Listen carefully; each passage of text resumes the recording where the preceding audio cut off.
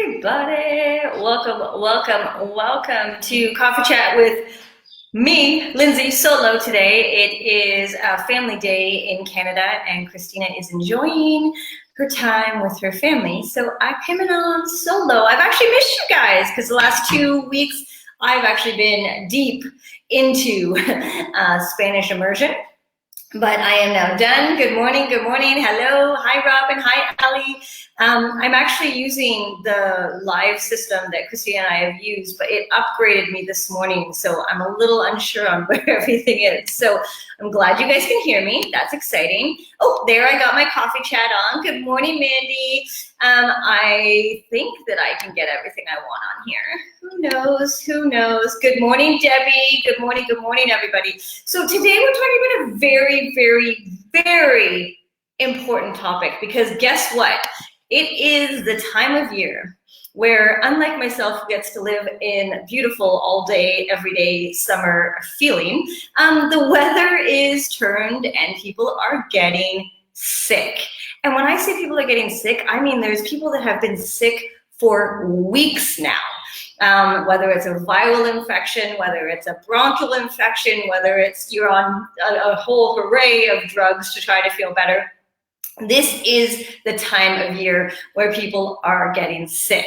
And obviously, without going into the whole, flu shot, coronavirus, all the crazy that goes on in the world right now, I just wanted to talk a little bit about sickness and exercise, because this comes up often when people are asking questions about exercise. When should I exercise? What could I do if I'm feeling this way? What should I avoid? What are some of the things I should do? So I wanted to talk a little bit about it today. So if you're sick and you're watching, I know Christina had mentioned about coming on and learning about this, even though she's with her family, so she better not be, because she has been sick for the last 2 weeks. First she had like a flu bug, and then she had viral, what did she have? Viral infection and pneumonia. Shannon Campbell, I've been listening as I read. Shannon is one of our members in our Healthy Living group, in our online class group, and she's been talking about vertigo, which is a whole other ballgame, and I know there's so many terrible things that go along with that. But again, so many people. I know we've had lots and lots of cancellations in our online live and interactive group classes. Yes, Robin, I was just going to say that it's one thing after another.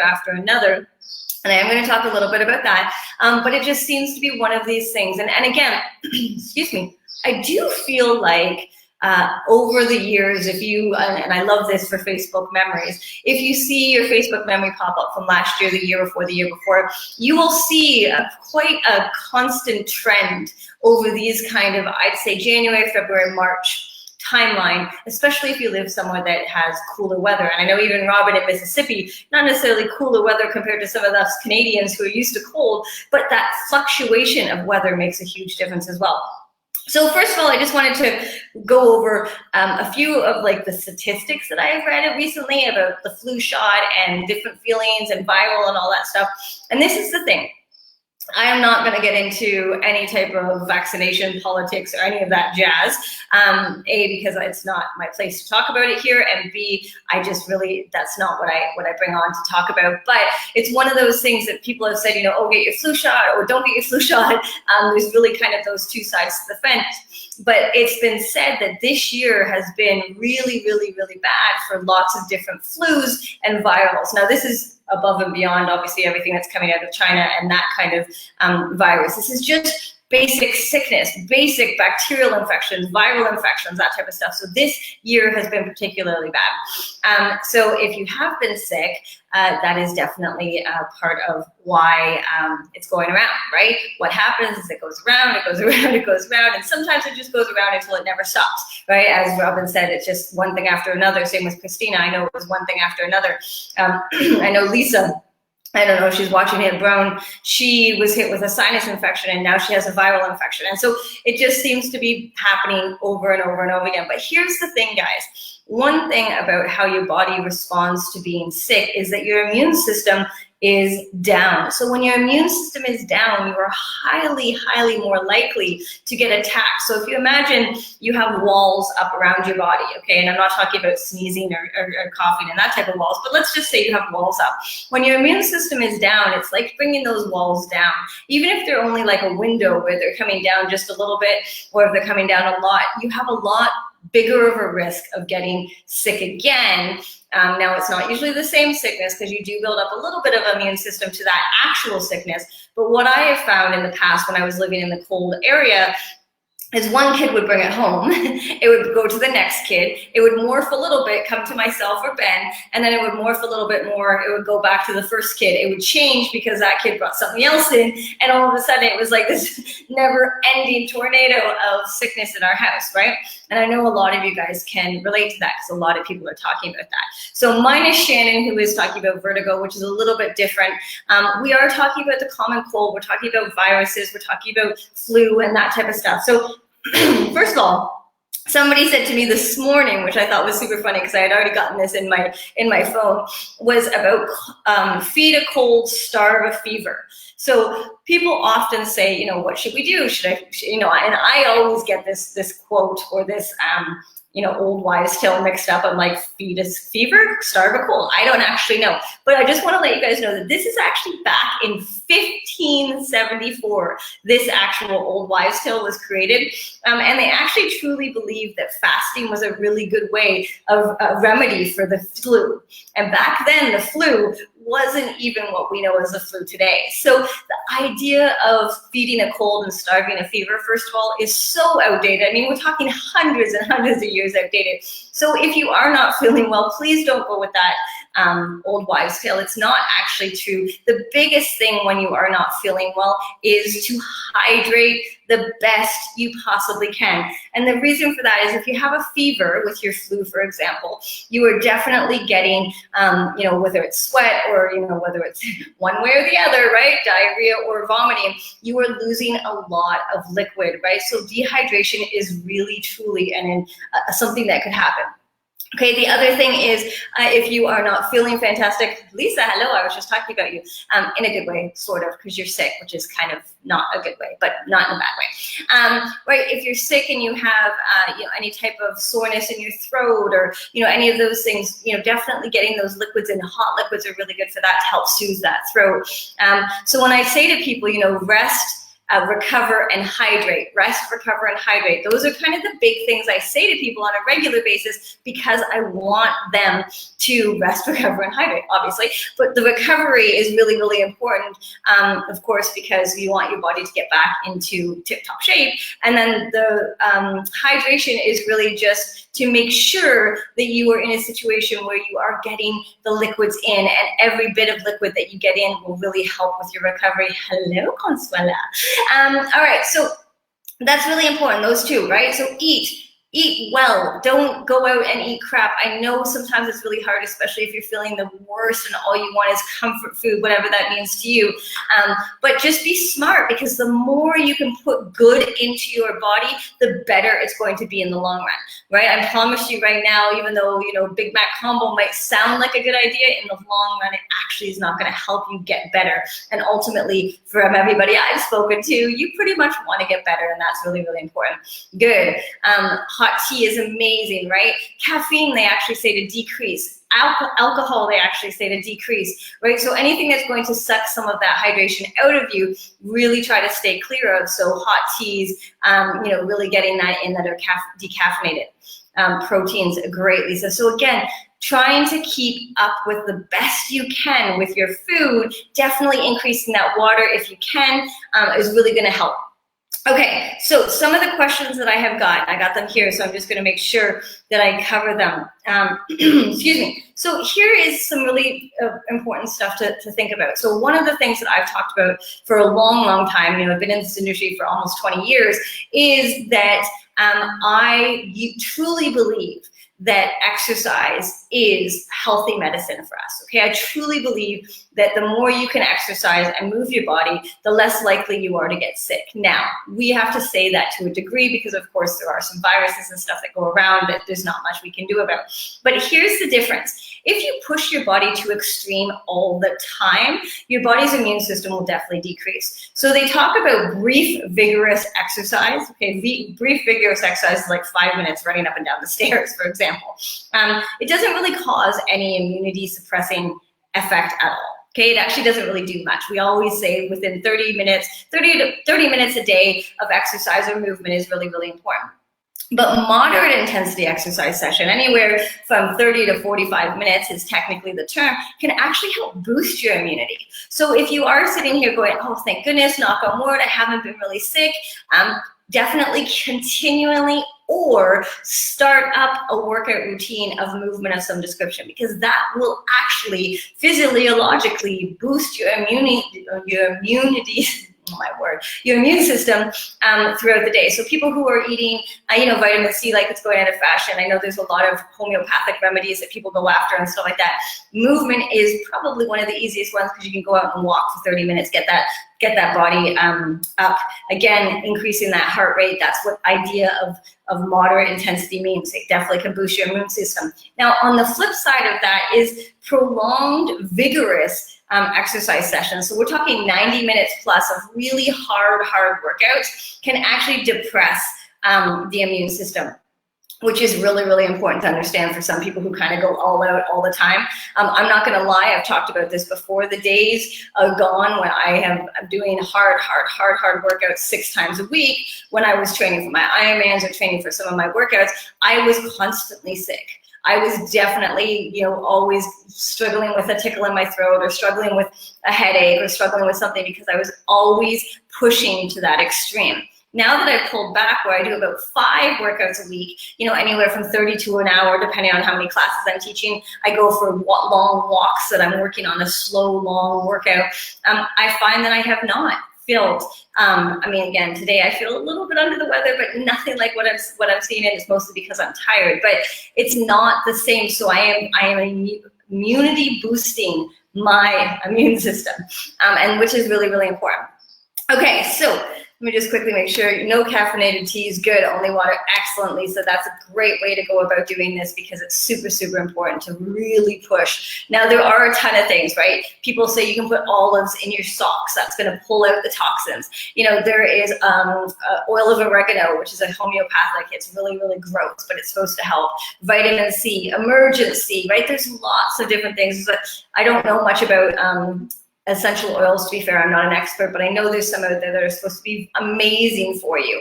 And so things like that are the things that you definitely want to do. I have a salt inhaler, which basically is like Himalayan salt inhaler that's supposed to really help keep the body immunity up.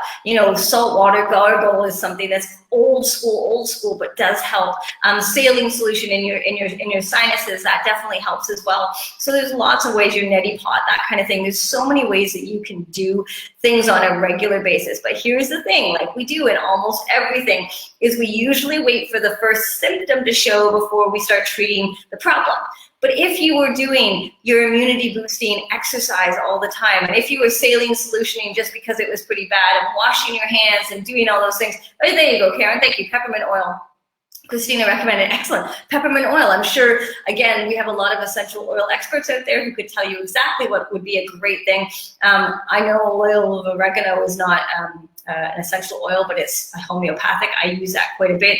As I said, it's disgusting, but I put it on the bottom of my feet. It's supposed to kind of help pull up into your body. Anyways, off topic, not my area of expertise. I'm gonna move on from that, but thank you for recommending, Karen, because I know peppermint oil in a diffuser works really well. Peppermint oil dripped. Again, just be very cautious of the ones that you ingest versus the ones you don't. Any essential oil experts out there who want to answer any of those questions, please do. Okay, so moving on. One of the questions that I get all the time is, when do I sweat it out versus rest instead? Okay.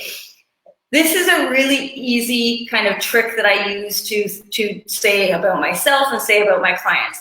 If it's from here and up, You do what you can do and feel okay doing it. So what do I mean by that? So if you have a sore throat, if you have, some sinus infection, if you have a little bit of a headache, any of those things, a common cold, if you feel okay and have the energy, go out and do your workout. Now your intensity level probably will need to come back down. You'll definitely want to be very aware of things around you. One of the great things about the online live and interactive group classes is there's no catching things through the camera, but try to be respectful of people if you go into a gym or you're going to a group class. So again, being aware of what you're doing, maybe work out from home or go for a walk, but anything from here up, you're usually pretty good to go. Now, does that mean that you're gonna go all out, balls to the wall? No, you probably are feeling a little bit under the weather still, but if you still wanna get your workout in, maybe bring that intensity down. Maybe just go for a walk, maybe go for a ride, do some yoga, do some stretching, that type of thing. If you're coming to one of our classes, make sure you're coming to like an active stretch or an active 8 class, something that's going to just keep you moving, but not necessarily elevate that heart rate too much. Now, if it's from here down, that is when I always say rest it first, okay? So we're talking really scratchy throat in those lungs, right? If you're coughing, maybe it's bronchial, that pneumonia, kind of viral pneumonia is going around a lot, it's kind of in that chest area. That's when you want to just take a rest. And I know some of you are like, rest, I can't rest. Yes, you absolutely can, okay? Rest is better for you than trying to push through only to get worse. So I always say this to all my personal training clients, to everybody in my classes, to everybody that I speak to, including myself, my kids, everybody, is there's no point in taking one step forward, i.e. doing that workout, only to take 5 to 10 steps back. Now you're out for a whole week, 2 weeks, what have you. One of my clients at the beginning of January was like, oh, I'm gonna be amazing, I'm gonna be unstoppable, this is gonna be great. She trains with me 5 days a week. On like day 2 of January, she got hit with the worst sickness she's ever had. 2 weeks she was out, okay? 2 full weeks, and every day it was like, nope, not yet, nope, not yet. And that was me telling her and her eventually telling herself. Because when you are that sick, your immune system is way down here. There is nothing that you're going to gain from doing a workout. Okay, your already energy level is super low. Your head's probably pounding. You're in a situation where if it's your throat, your lungs, your whatever, strep throat, whatever it is, it's already kicking your butt like there's no tomorrow. There is no need to add that extra stress onto your system, because here's the thing. Stress, which is the release of the cortisol, that stress hormone that comes into that body, it knows no different between stress on the highway, stress of a workout, stress of an illness. It knows nothing different. So your body is already being stressed by having a fever, maybe by dealing with the infection, right? Everything of your energy is being pushed to that area. If you add more stress to an already stressful situation, guess what? Nothing benefits from that. So don't take one step forward just to take 10 steps back.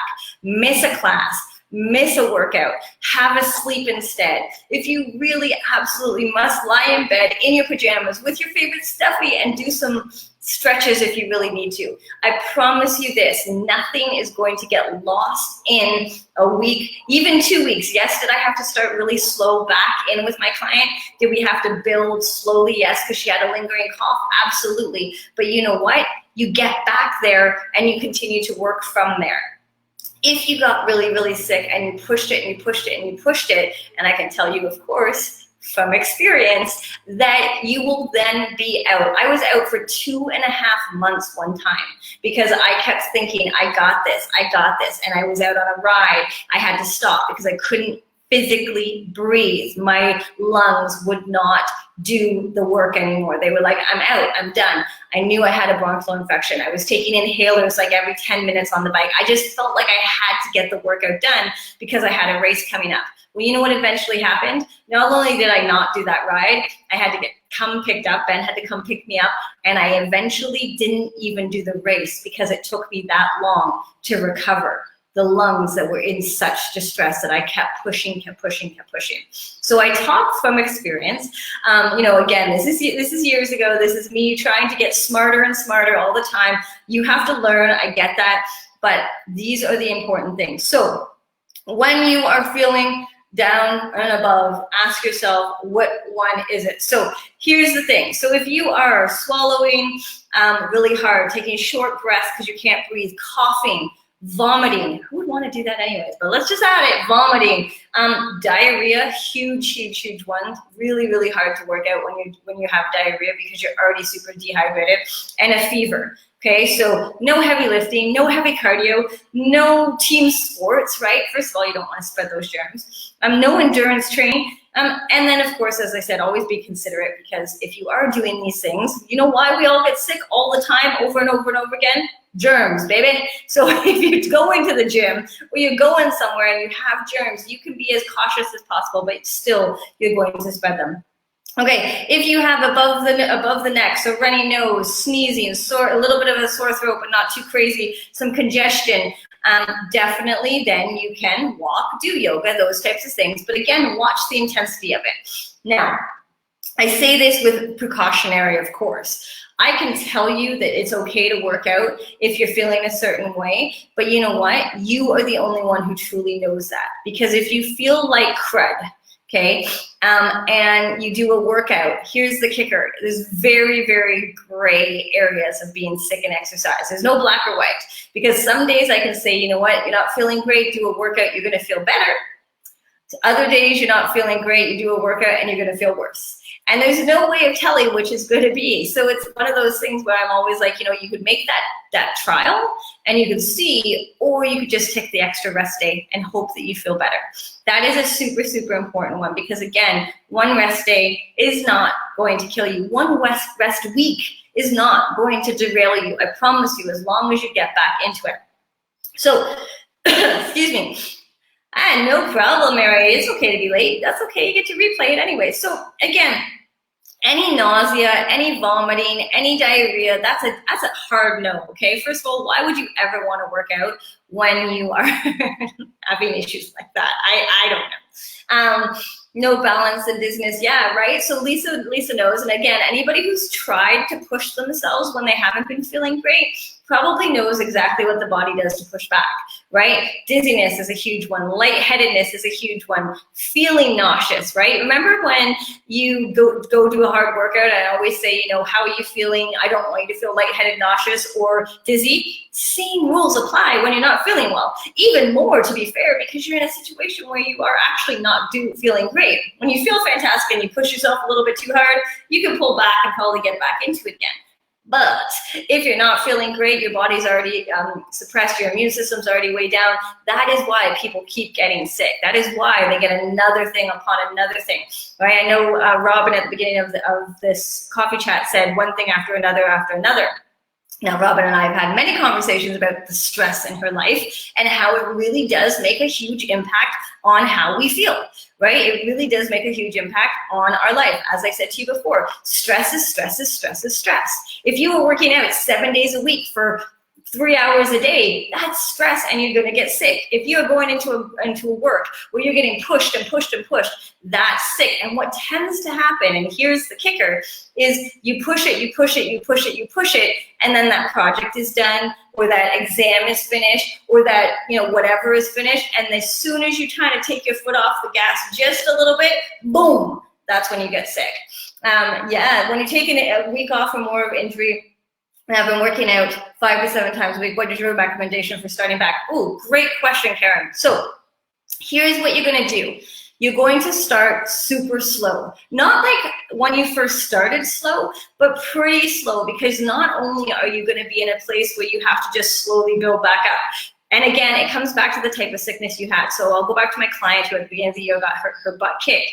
She had really bad bronchitis in her lungs. So when we started back into it, we didn't do any cardio. We focused strictly on weights, because with weights, yes, you're going to increase your heart rate a little bit depending on the weights that we were doing, but you weren't going to increase that lung capacity, which is where she was really struggling. She had a lingering cough, so we just didn't want that to work, to get worse.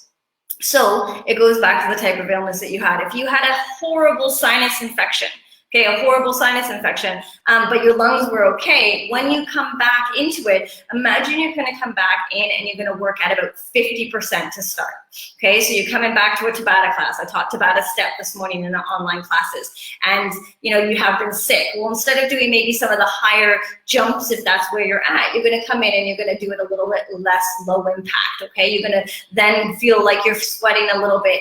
The other thing, and just on a quick note on that, your heart rate, if you have a doohickey, will tell you that you have been sick. Okay, it really will. I know, again, going back to my client, she had her heart rate was really, really high in that first few sessions back, even though we weren't going too hard with the cardio, because her body was like, whoa, what's going on, right? Not a lot of sleep. Your immune system is being pushed all around. Your body is fighting to get better, so your heart rate's automatically going to be elevated a little bit. So don't panic about that, but just be very cautious about how you come back. So if you've been working out, Karen, and you're just getting back into it, you know, maybe start 2-3 times a week. Again, get into it. Go at about 50%. Once you're feeling better, focus on more weights than cardio if it was more kind of lung capacity. Of course, anything cardio-based is going to get your heart rate up and it's going to get you breathing. So if you have been feeling lightheaded and dizzy when you were sick, maybe just keep that intensity level a little bit lower. Keep it at around 50%. And then the next day you can do it, and then you can do it, and you can slowly build. Going back to my client, because she trains with me 5 days a week, I can kind of give you an idea.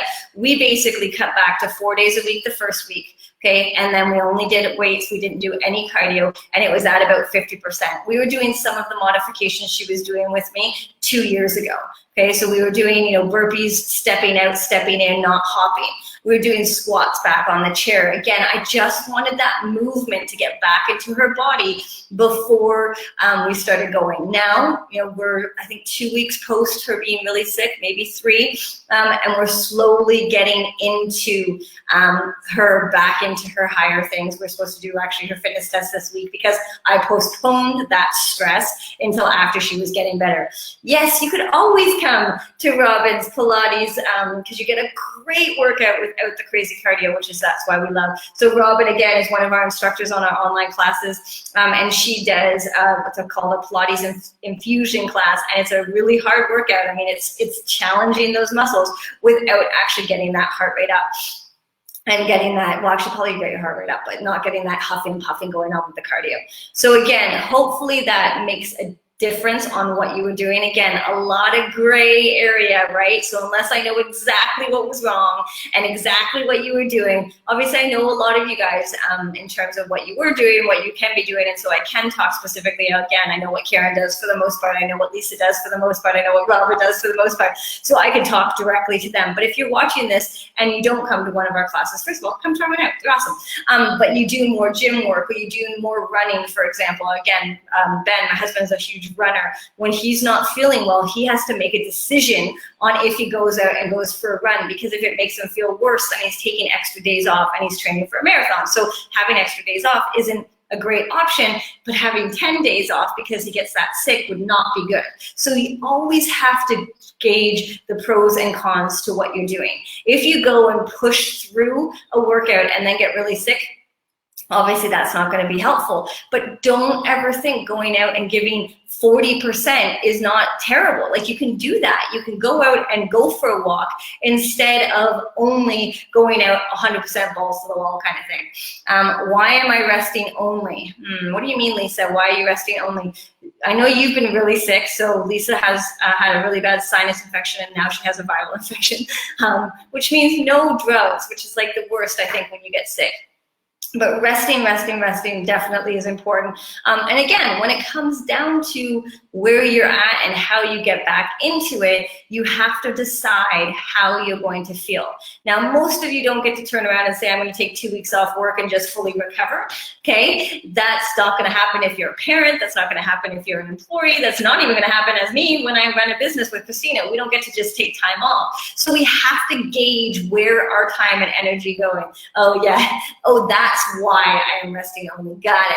I thought it was a question. Like, we've already had this conversation. I don't think you're asking that. Yes, you are agreeing to resting. But so you have to decide, if you know you only have a pool of energy for the day and you are going to work because you can't take the time off, or you've already taken some time off and you still don't feel great, excuse me, then you have to decide if that pool of energy needs to go to the work or if it needs to go to the workout. And again, that sucks when you have to make decisions like that. And I'm hoping that depending on how you feel, you do get the rest you need, the hydration that you need, and then you eventually get back into the workouts. Now, as I said, unfortunately, most of us don't get to just rest with our feet up on the sofa and watch TV for 2 weeks if you're not feeling great. We usually have other things we have to go and do. So gauge where your energy has to go.